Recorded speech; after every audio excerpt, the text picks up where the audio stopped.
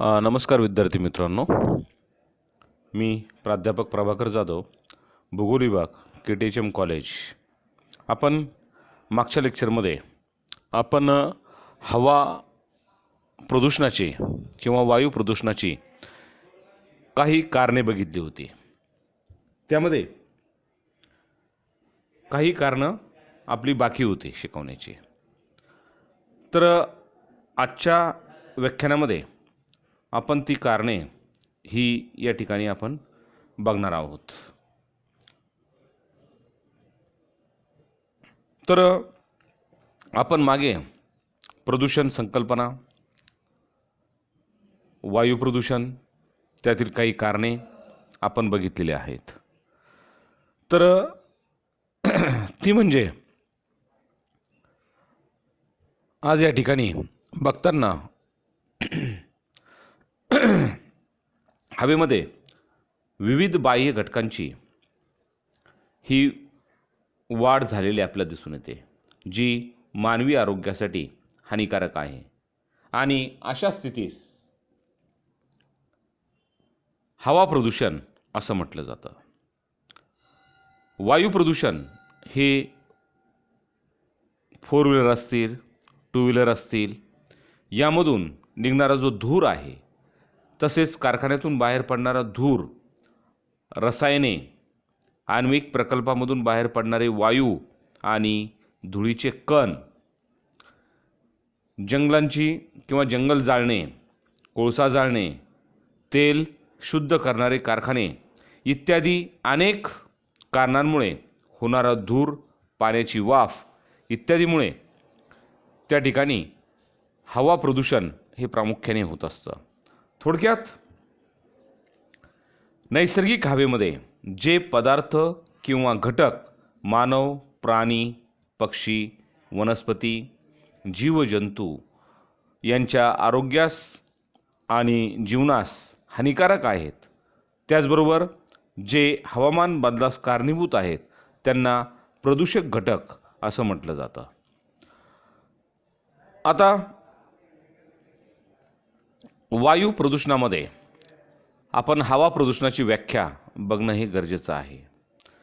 जेव्हा हवेत मानवी क्रियामुळे किंवा काही नैसर्गिक क्रियामुळे प्रदूषकांचे प्रमाण वाढते, हवा अशुद्ध होते व ती हवा मानवी आरोग्य, प्राणी, वनस्पती, पक्षी, सूक्ष्म जीवजंतू आणि मालमत्ता यांना अपायकारक म्हणजेच हानिकारक ही ठरत असते.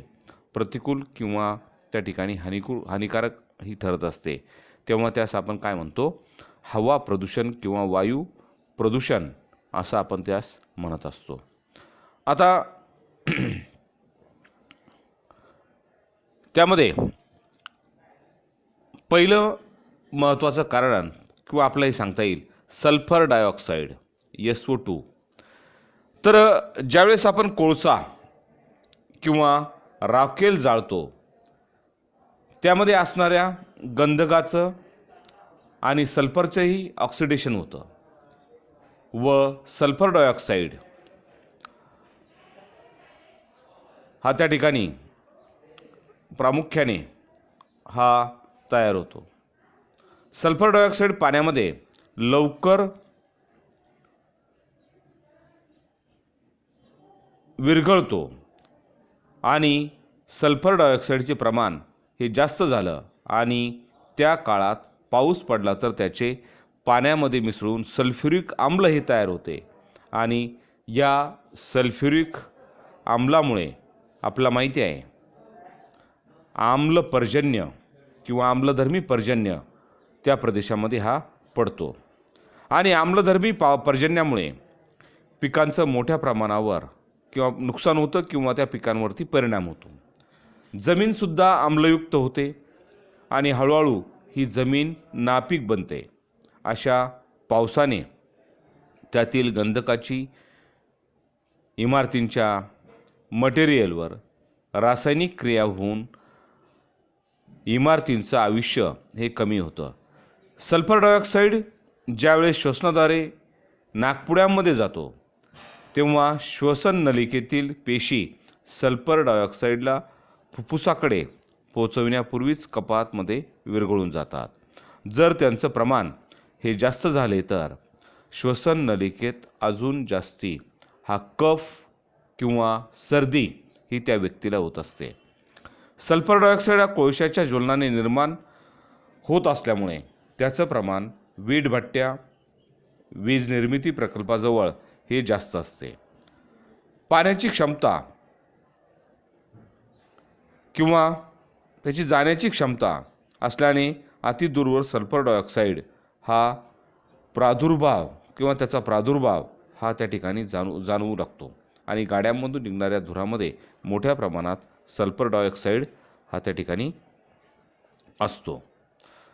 त्याचबरोबर दुसरा महत्त्वाचा मुद्दा म्हणजे nitrogen oxide NO and NO2 अतिउच्च तापमानावर म्हणजेच 1000 अंश सेल्सिअस किंवा त्यापेक्षा जास्त ज्यावेळेस ज्वलन होते त्यावेळेस हवेतील नायट्रोजनचेही ज्वलन होऊन त्याचे नायट्रोजन ऑक्साईड आणि नंतर डायऑक्साईड बनतं. तसेच चारचाकी असतील, दुचाकी असतील यांच्या इंजिनामध्ये तापमान 1 अंश सेल्सिअसपेक्षाही जास्त त्या ठिकाणी असतं. त्यामुळे नायट्रोजन ऑक्साईडची निर्मिती होऊन वाहनांच्या धुराड्यातून वायू बाहेर येतो आणि नायट्रोजन ऑक्साईडसुद्धा सल्फर डायऑक्साईडप्रमाणेच श्वसन नलिकेमध्ये प्रवेश करतो. परंतु याची पाण्यामध्ये विरघळण्याची क्षमता ही कमी असते आणि तो बराचसा फुफ्फुसापर्यंत पोहोचतो.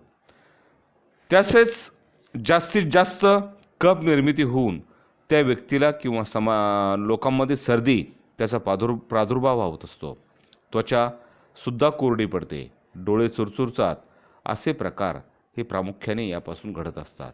वाहतुकीच्या वर्दळीमध्ये नायट्रोजन डायऑक्साईडमुळेच सर्दी वाढण्याचे प्रकार हे प्रामुख्याने घडतात आणि दीर्घकाळानंतर सातत्याच्या सर्दीमुळेच दमा, ताप हे नेहमीचे आजार त्या व्यक्तीला जडतात. नायट्रोजन डायऑक्साईड कमी करण्यासाठी वाहनांमध्ये कॅटेलिटिक कन्व्हर्टर असणं हे गरजेचं असतं.